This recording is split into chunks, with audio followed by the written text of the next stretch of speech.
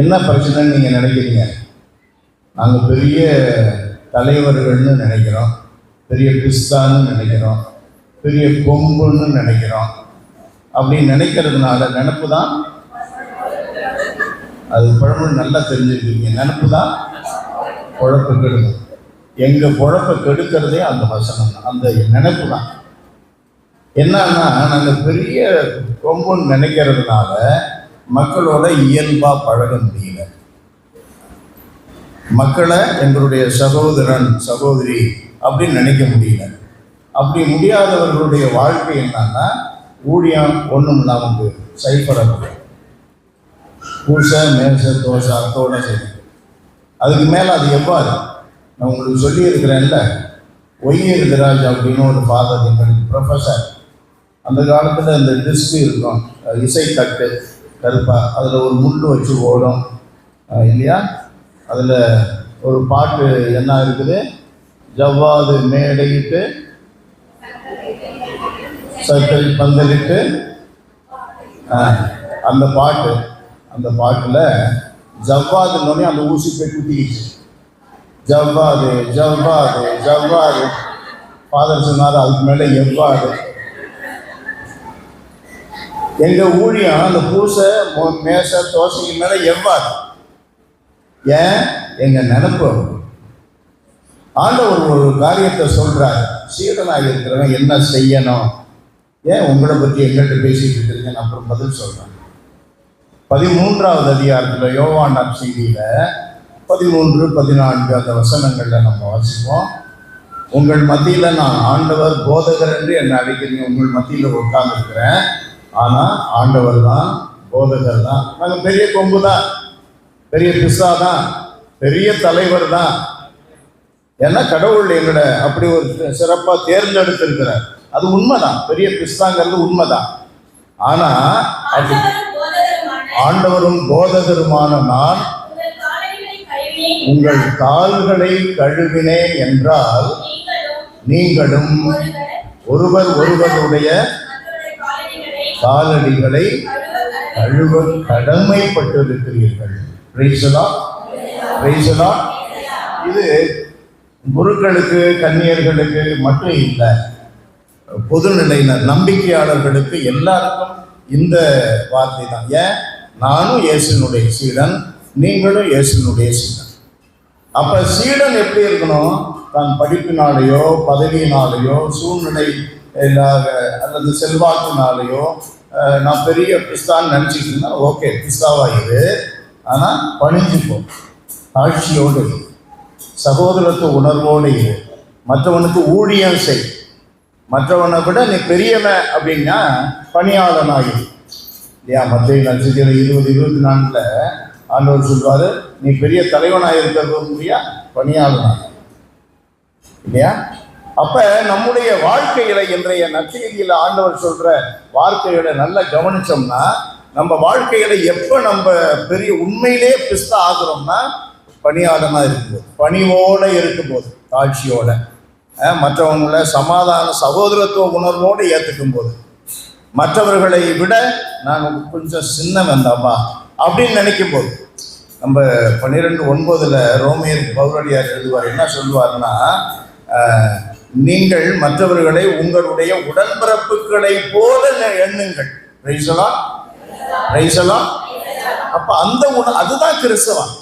சும்மா வழிபாட்டில் பங்கெடுக்கணும். இது என்னன்னா இங்க சார்ஜ் பண்ணிக்கிறோம், கெட்டிங் கிரைஸ்ட் சார்ஜ் ஆஃப் ஆர். இங்க சார்ஜ் பண்ணிக்கிறோம், ஃபோன் சார்ஜ் பண்ற மாதிரி சார்ஜ் பண்ணி எப்படி வாழணும்? பணிவோட, சகோதரத்துவத்தோட, சேவை மனப்பான்மையோட. கலாத்தியத்தில் நம்ம 6:2 வாசிப்போம், ஒருவர் சுமையை ஒருவர் சுமந்து கொள்ளுங்கள். பிரைஸ் தி லார்ட், ஹல்லேலூயா. அப்ப நம்ம வாழ்க்கை, சீடத்துவ வாழ்க்கை எப்படி இருக்கணும் அதுதான் ஆண்டவர் இயேசு சொல்றார். அதனால அப்படி நீங்க வாழ்ந்தீங்கன்னா உங்களை இளைச்சவன்னு சொல்லுவான், கையாளாதவன்னு சொல்லுவான், இவன் ஏப்பலாண்டின்னு சொல்லுவான், உங்களை ஏறி மிதிப்பான். நீங்க குனியறீங்கன்னு நினைச்சு குனிய அவன் கொட்டுவான். ஆண்டவர் சொல்றாரு, ஏன்?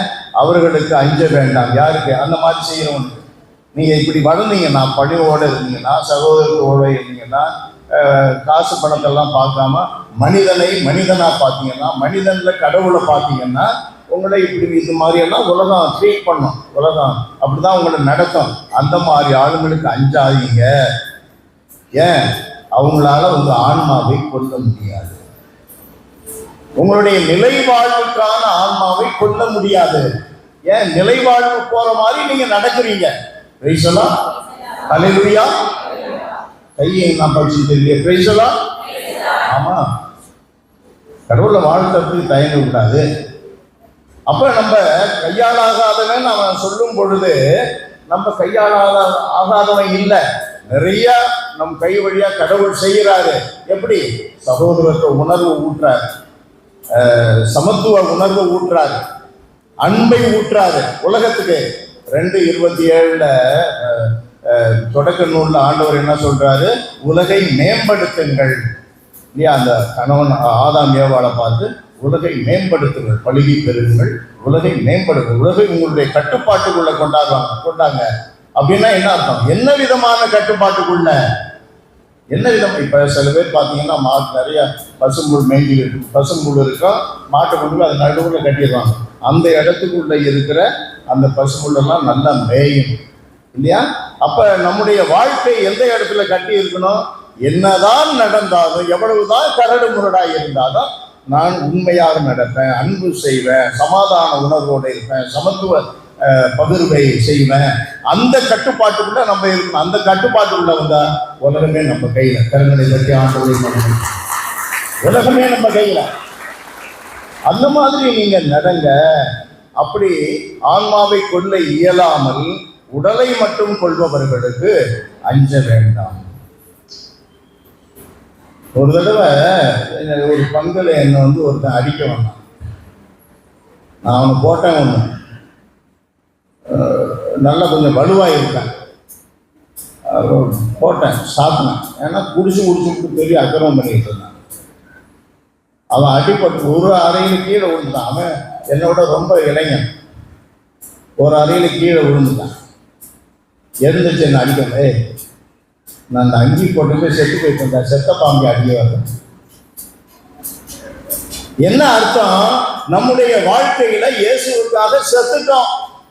இயேசுவோடு இறந்தால் இயேசுவோடு உயிர்ப்போம். இயேசுவை பார்த்து சிலுவையில தொங்கும் பொழுது ஆண்டவர் அந்த குருக்கள் தலைமை குருனா என்ன சொல்றாங்க? கீழே இறங்கி வா. நம்புறோம். இறங்க முடியுமா முடியாதா? என்னங்க பதிலே காணா? இறங்க முடியும். ஏன் இறங்கல? இறங்கி இருந்தா இங்க என்ன இருக்கும்? வெறும் சிலுவை தான் இருக்கும். இயேசு இருக்க மாட்டார்ல. இயேசு இருந்தா தான் சிலுவைக்கு மகிமை. இயேசு இருந்தா தான் நமக்கு கடவுள். அவர் இறங்கல. நான் கடவுள்ரா, நான் டான், நான் இறங்க மாட்டேன். நீ அடிச்சு கொள்றியா? இறங்க மாட்டேன்.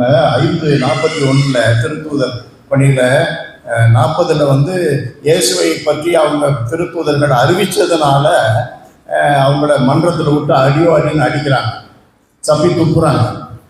அடியெல்லாம் வாங்கிட்டு வெளியே வரணும். அந்த வசனம் சொல்ற 41 திருத்தூதர்கள் அடிகள் எல்லாம் வாங்கிட்டு, திருத்தூதர்கள் இயேசுவை குறித்து அவமதிக்கத்தக்கதாக தங்களை மக்கள் கருதியதை பற்றி மகிழ்ச்சியோடு மன்றத்தை விட்டு வெளியேறினர். Praise the lord. ஹல்லேலூயா. அதான் ஆற்றல், அதான் சக்தி. அப்ப இயேசுவுக்காக தந்தை அவர்கள் லூர்து செய்தியர் சொன்னாரு, சேன் சுவாமி இப்படி கொல்லப்பட்டாரு. இளையாங்கண்ணி பக்கத்தில் இருக்க அந்த உடையார் பற்றி பேசிக்கிட்டு இருந்தாரு. இது மாதிரி சாமியாருக்கெல்லாம் இப்படியெல்லாம் பிரச்சனை வந்துச்சு. அதில் தான் ஆற்றலை. அந்த பகுதியில் இருக்கிற கிறிஸ்தவெல்லாம் அவர் குறிப்பிட்ட அந்த சாமியார் மனமாத்தன்னு சொன்னாங்க. கரங்களை தட்டி ஆண்டவரை மகிமைப்படுத்துங்க. அதில் தான் ஆற்றலை. அப்போ ஒரு கெட்ட வார்த்தை, ஒரு லோடு பெருசு, ஒரு லாரி லோடு பெருசு கெட்ட வார்த்தை சொல்லி அவனை அடிக்கணுங்கிற மாதிரி வாய் வரும். அப்படியே அடக்கிக்க. அதான் சக்தி. அடக்கிறது தான் சக்தி. சொல்றதுல சக்தி இல்லை. இல்லை, பயங்கர கோபம் வருது, வாய் அடக்கத்தோடு இருக்கும். அதான் சக்தி. எதிர்த்து அடிக்கிறதுல சக்தி இல்லை. அப்ப ஆண்டவர் என்ன சொல்றாரு? என்னுடைய சீடன்னா காட்சி, பணிவோட இரு, தாங்கிக்க, பொறுத்துக்க, மன்னிச்சிடு, விட்டுடு. அதுதான் சீடத்துவம்.